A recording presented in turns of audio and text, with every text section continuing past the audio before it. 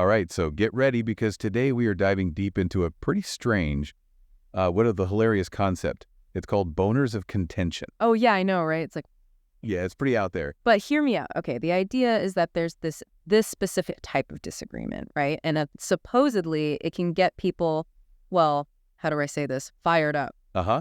Yeah, in a very unexpected way. Exactly. So basically, we're talking about finding intellectual stimulation a little too stimulating. You got it. And all of this is laid out in an academic essay that, goes deep into this idea. It explores the comedic potential of it all. It really does. And, it makes you think, can a clash of minds actually lead to, well, a clash of something else? Yeah, a clash of something else. It's such a funny concept because, think about it. We usually connect arousal with, like, attraction connection. Right, not exactly a heated debate. Definitely not. You'd think a disagreement would lead to more tension, but not that kind of tension.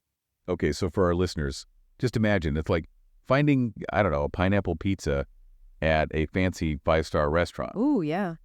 It's so out of place, so unexpected, and you just can't help but laugh. You just gotta. Right. The essay actually describes it as, get this, a robust orchid blooming in the intellectual desert. That is such a perfect image. Right. It captures that surprise, and the slight ridiculousness. The total ridiculousness. But that's what makes it so fascinating because it makes you question, what really motivates us in a debate? Yeah. Are we just trying to be right? Or is there something else going on? Something more primal at play. Exactly. And the essay really explores those deeper motivations in a hilarious way. It does. Especially through how it's performed. I think like really over-the-top sound effects. Okay, yeah. Like, a booing here, a dramatic sigh there. Oh, I love it. And they even use suggestive music in the background. Oh, my gosh. It's like they're taking those inner reactions and just broadcasting them for everyone. It's so great. Like those old cartoons where characters' eyes bug out in shock. Yes. That over-the-top exaggeration makes it so funny. It totally drives home the absurdity. Totally. You can practically picture these debaters struggling to stay composed while also, well, Well, also, yeah. Exactly. And the characters themselves are so important for the humor. Oh, completely. You've got one who's just flustered, right? They're trying so hard to just stay focused on the actual argument. Desperately trying to focus. And then you've got the other one who's just loving the chaos. Oh, yeah, they're eating it up. They're using suggestive language, double entendre. Oh, all of it. It's that classic comedy duo, the straight man. And stimulated man. Yeah, you could say that. And, the more flustered one person gets, the more the other leans in. Yeah, the tension just keeps building. But wait a minute, hold on. I'm starting to wonder, is this really good satire? Good question. Like, if it's all about shock value, is there a deeper point? You think it's just trying to get a cute laugh? Yeah, is it? I don't think so. I think there's more to it than that. It's not just, making us giggle at the thought of someone getting excited during a debate. It's about, why do we find that funny? Why do we? What does it say about, how we think about intelligence, attraction, the way we navigate those blurry lines? Oh, good point. It's like we're laughing at the taboo, at this like collision between the intellectual and the, physical. Right. And by playing with that, the essay, it opens up this space to look at the more subtle stuff in a disagreement. Okay, yeah. The power dynamics, the egos, all those hidden motivations that we maybe don't want to admit to. So it's deeper than just a joke. It's using humor to make us face these uncomfortable truths. Uncomfortable, but true. About how we approach debate. How sometimes it's not even about the right answer. It's about something else. It's about something else entirely. Totally. The need to be seen as smart, that desire to prove you're in control, to just win. Just to win. Or maybe even just the excitement of a good argument. Oh, the thrill of the chase. Which brings us to the types of debates most likely to lead to these boners of contention. It's got to be a special kind of disagreement, right? It's not just any old argument. Right. It's the topics that always get people fired up. Yeah. But maybe not for the reasons they tell you. Like, the classic ones is Die Hard a Christmas movie? Oh, good one. Everyone has an opinion, but no one ever changes their mind. And that just makes it hotter. It's like those arguments you have with your family, the ones that come up every holiday. Pineapple on pizza. Right. Oh, yeah. The best way to load the dishwasher. Oh, that one. And it's not about finding the right answer, is it? Nope. There's that energy to it. That thrill of taking a side and defending it with everything you've got. Even if, deep down, it doesn't really matter. It's a silly point. So maybe that's part of why it's funny. Yeah, the silliness. We're all in on the joke. We know how absurd it is to get worked up over pineapple on pizza. You know it. but we still get sucked in. Every time, it's like we're acknowledging how ridiculous it is, but we're still part of it. We can't help it. And that self-awareness, that wink to the audience, it's what makes the humor work. Like, hey, we're all human. We're all ridiculous together, and we can laugh about it. Exactly. And let's not forget about the language. Oh, the language, so good. The essay talks about how double entendre are key to the whole boners of contention idea. Like heated debate, passionate disagreement, stiff opposition. Ooh, yeah. They all make sense in the context of the argument. Right. But they have this cheeky, suggestive undertone. Always reminding you of the joke. Exactly. It's a linguistic game. Every word has two meanings. And it's not just the individual words, right? Right. The essay argues that boners of contention can be this commentary on discourse itself, on how we talk to each other. Especially in today's world. Think about it, how polarized debates are, all the emotion, especially online. It's true. It's like we're addicted to the conflict. Addicted to being right, even if it ruins the conversation. So wait, is the essay saying that we're all secretly getting off on disagreeing? Whoa, hold on. I mean, that seems pretty extreme. It's not quite saying that, but it's using this exaggerated situation to, highlight how much of debate is performative. Mm-hmm. Yeah. It makes us ask ourselves, are we really trying to understand each other? Or are we just feeding our egos? Exactly. Feeling superior, winning at all costs. Okay, yeah. And to show this, the essay looks at prime candidates for boners of contention. The usual suspects, politicians, CEOs, celebrities. People in positions of power, they're always getting challenged. Always. And they all work in these really competitive environments. Dominance and control are key. It's the name of the game, so the question is, is this just part of how power works? Or is there something more personal driving those arguments? That's the juicy part. Let's dive into those politicians first.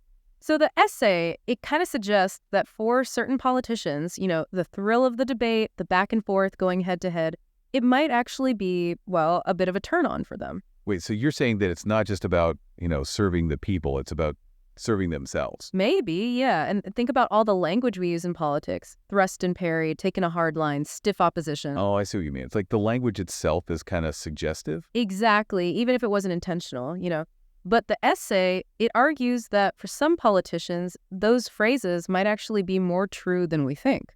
So they actually get off on the challenge, on like being in the middle of the fight, facing down their opponents. Do you think they actually like a good gridlock in the partisan battles? Well, think about this. The essay says that some politicians might even experience, get this, a sort of orgasmic release when they beat the opposition. Whoa, that's a vivid image. I know, it's out there.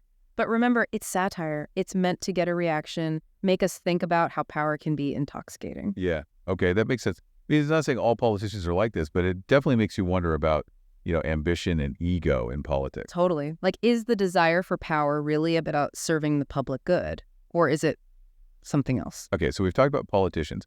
What about CEOs? Are they susceptible to these boners of contention too? Oh, definitely. The essay says that the business world, it's so cutthroat, so competitive, that CEOs might be even more prone to this. But could that just be, passion for their work? Some CEOs, they're so driven, dedicated to building their company. That's true, but the essay suggests that maybe that drive is coming from somewhere else. Like, think about how we describe successful CEOs, hard driving, taking a firm hand, penetrating new markets. Okay, I see where you're going with this. So the essay is saying that for these CEOs, closing a deal, outsmarting their rivals, it's actually arousing.